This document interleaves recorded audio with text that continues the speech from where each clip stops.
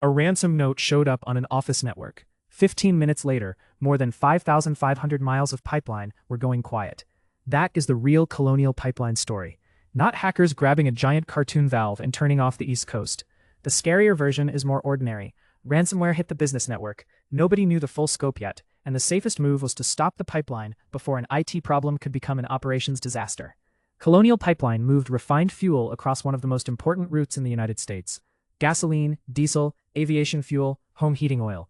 On a normal day, the system could move more than 100 million gallons. So when that system stopped, people noticed. Gas stations got lines, fuel supplies got tight in some places. Panic buying joined the story because apparently humans see possible shortage and start doing math with gas cans. But rewind to the beginning. Before sunrise, a Colonial employee found a ransom note on a system in the IT network. That is the office side of the house. Business systems, accounts, computers, corporate infrastructure. Colonial later said the attackers likely exploited a legacy VPN profile that was not supposed to be in use. That detail matters. The confirmed story is not a fancy named vulnerability with a neat CVE number. There is no confirmed Colonial-specific CVE, GHSA, affected VPN product, or version. It was a door that should not have been useful anymore, and we still do not know how the attackers got the credentials for it. Now picture the system as two rooms. One room is IT, where the ransom note appears. The other room is operational technology, where pipeline operations are controlled. There should be a strong wall between them, but when ransomware is active and the scope is unclear, you make sure the fire is contained. Colonial began the shutdown around 5:55 a.m. Eastern. By about 6:10, all 5,500 miles were down. That shutdown was a defensive decision under uncertainty.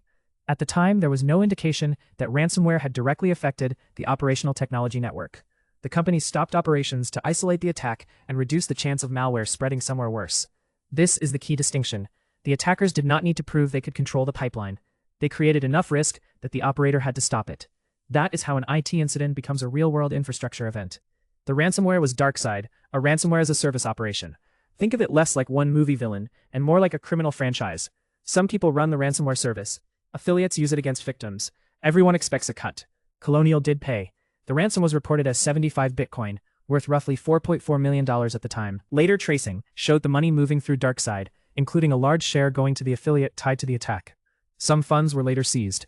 That part is interesting, but it is not the main lesson. The main lesson is what happened when a business network compromise met critical infrastructure.